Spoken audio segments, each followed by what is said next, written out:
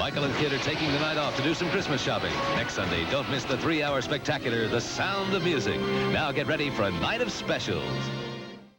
I'm Victor. Straight out of the Gen Experience, I bring you the most memorable and sometimes bizarre moments from the famous and the infamous holiday hootenannies known as the Celebrity Christmas Variety Show Specials. Let's gather around the tube and get ready for those shared family experiences of a time gone by. Do you remember them during their original run, or look forward to seeing them year after year? Well, look no further than this Reader's Digest version of some of the most iconic.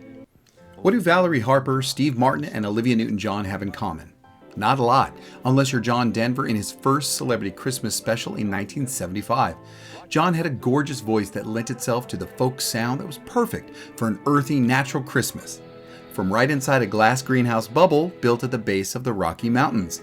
Now let's invite a few friends, 3 very distinctly different friends with seemingly nothing in common.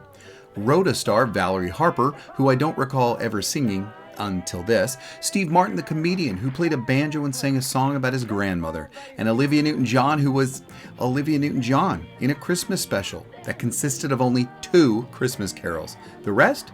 Just songs off both Denver and Olivia's newest albums, of course. Denver was known for his brotherly love, chill manner, and the live sequences were filmed in this warm, spring-like biosphere, replete with flowers, grass, and even friendly butterflies, like at the end of Martin's Nose. The rest of the show was all pre-recorded bits juxtaposed on the snowy peaks of John's Rocky Mountains, where he even wrestled a bear.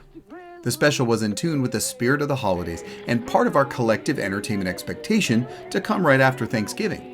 It even enjoyed rebroadcasts in 1976 and 77. But as the rebroadcasts came to an end, Denver quickly aligned himself with Jim Henson's Muppets, who were exploding on the scene with their weekly show. Although a little lighter, the 1979 Christmas special is a bit more meta after the opening number concludes. The rest of the special is all about getting ready for the special, using the backstage setting famous on The Muppet Show. Of course, the most WTF moment is Miss Piggy trying to convince John Denver there is a mutual attraction between them, assuredly making it awkward. Without your little glasses on? Take them off, Jonathan. Take them off. Please take them off for me.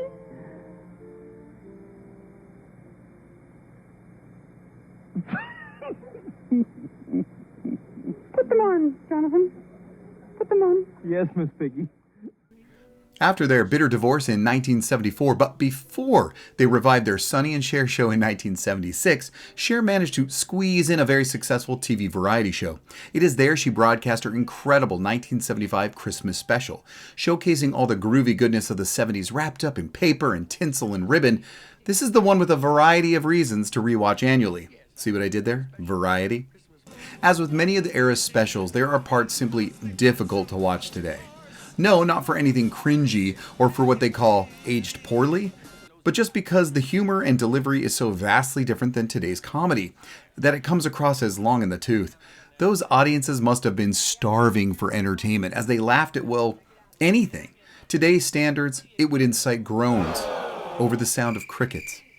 As a time capsule, though, it's amazing, and the parts that are worth a watch are a must-see. It is adorable to watch the genuine interaction between Cher and her little blonde Chaz Bono when he went by Chastity. More spectacular, though, is Cher's costume reveals, a showstopper for each episode's opening. They're not to be missed. Specifically, this one as she sings White Christmas right into Need a Little Christmas. Marvel at Cher's figure, and how those gorgeous Bob Mackie designs fell on her perfect frame, even when wearing a beard. And then there are the bits. Oh, the comedy. Oh, the content. Oh, the delivery. Oh. Now, however, there were some memorable efforts, including Red Fox's solo sketch as an elf and Cher as a gift return employee. This special is a bit of a time machine that I suggest you all take for a spin. Judy Garland instilled a vision of Christmas into our pop culture with an early holiday variety show, depicting popular guests and dearest friends popping over to visit for the holidays. Her specials gave us a vision of the ideal Christmas celebration. After arriving to just say hello, the guest is quickly convinced to perform an exciting production number, as one does at any Christmas party, right? With this imagery in our subconscious, when we recollect our family holiday celebrations, it's no wonder many of us envision these variety Christmas specials from the 60s through the 70s as reality. Just like when Karen and Richard Carpenter finished filming for a show, and Karen invites everyone to an impromptu Christmas party at the start of their 1977 special. Don't forget about my Christmas Eve party tonight. It's at 8 o'clock, okay? So relatable. However, her brother Richard isn't in the mood and says, Christmas just doesn't feel the same as it used to. Having the blues, Richard wanders through Los Angeles. In the 70s? Yikes. As he looks for the spirit of Christmas, he finds Harvey Korman and Christy McNichol, both of which also have the blues and nowhere to go. I don't know which is more unbelievable, these two didn't have a place to go on Christmas, or that they instead decide to walk the streets of Hollywood Boulevard at night to rekindle their spirit. Eventually, Richard brings the pair and other guests to the house where he and his sister entertain them, whether they liked it or not, with songs from Spike Jonze's 1956 Christmas Spectacular, which Karen and Richard listened to as children. The classic is filled with lush orchestrations and the expected soft focus lens filters for that perfect dreamy 70s look, while dishing up Carpenter's Christmas classics like Home for the Holidays, Sleigh Ride, Winter Wonderland, and Oh Holy Night. Let's tune in for a visit. The following year in 1978, Richard and Karen still invite guests over to their party, now annually. This time, each guest gives a special gift, even when they can't really sing. Christy McNichol is back with her less talented brother in tow. This time, Agnes and Harold Carpenter, Richard and Karen's parents, have cameos, and the famous sibling act chooses a variety of selections from different cultures and languages for their last 4 songs. Although Gene Kelly is a high point to any special, the name of the show is the same as the Carpenters' recently released Christmas album, A Christmas Portrait, from October that same year. Coincidence? I think not. This here's the wildest ride in the wilderness! Christmas at Walt Disney World from 1978 has a lot to unpack in this deranged form of entertainment that is batshit crazy even for the late 70s. Don't ask me to explain, but mimes were a thing at the time. And the performing duo Shields and Yarnell were huge. Feel free to turn away. They play the Clinkers, a couple visiting Walt Disney World where they encounter the likes of Phyllis Diller, who looks just one drink away from Weird Barbie, and Dee from What's Happening, unhappily riding in a pumpkin coach. Although nothing like today's holiday specials with the overdose of the Huff siblings, it is clearly less promotional and more like, well, a variety show. Costume characters are seen and featured with the original Broadway Annie, who sings along with the very restrained villains, while a woman screaming to escape pirates goes completely ignored. This passed as entertainment in 1978, and audiences ate it up. Again, starved for comedy. It is laughable, but all for the wrong reasons. Like the real star of the show, Geppetto, making a miniature puppet clone of himself after apparently using his son as kindling. You'll pee yourself from this alone. This Christmas special is more wackadoo crazy than anything Disney had done before or after. This fever dream and the Star Wars Holiday Special were directed by Steve Binder and aired only 3 weeks apart in the same year. I'd say he was going off of lack of sleep, but maybe more accurately, he was going off too much speed. But speaking of Disney, the Osmond brothers were a staple musical group who performed at Disneyland throughout the 60s, but by 1976, they hosted their own weekly variety show, including this stellar Star Wars moment with Chris Christopherson. And by the way, I am not afraid to admit this was one of my favorite shows in the 70s. Wait, is this worse than the Star Wars Holiday Special? There's no time for that now. The first 3 Osmond Christmas specials were part of the larger weekly Donnie and Marie variety show. And like the Carpenters, they had that overall invite you to their place type vibe from the earlier mid-century celebrity Christmas specials, like Bing Crosby and his roommate, Frank Sinatra. There was a buttload of talent in the stereotypically huge Mormon Osmond family. However, it was Donnie and Marie who stole the show and the hearts of millions. From their headquarters, the Osmond Entertainment Center in where else? Provo, Utah, the shows not only featured all the performing Osmonds, but even their talentless brothers, Verl and Tom, as well as all their wives and all the children. Children who would grow up in front of the audiences by the time the last special aired in 1981, which was after the cancellation of the Sibling Sensations weekly show in 1979. Heavy with both sketch comedy, and I use that term loosely, and musical numbers, these shows were annual favorites, even as it was them who really brought the curtain down on the era's traditional variety show and Christmas specials that we all think of when we hear the term. Some specials were straight-up concerts and others had guest stars, huge celebrities like Cindy Williams and Eric Estrada. Luckily, a fan favorite featured famous ice skaters like Dorothy Hamill, and even, no surprise, the Mormon Tabernacle Choir. With attempts at riffing old Osmond family movies way before Mystery Science Theater 3000. Hey, look at Marie. She was a rocker before she turned country. And having guests like Andy Williams appear on their show after years of the Osmonds appearing on his popular annual Christmas special, it was the bits featuring the hysterical "How Did People Not Know" Paul Lynde that make these specials still watchable today. Clever little pumpkin. Of course I remember.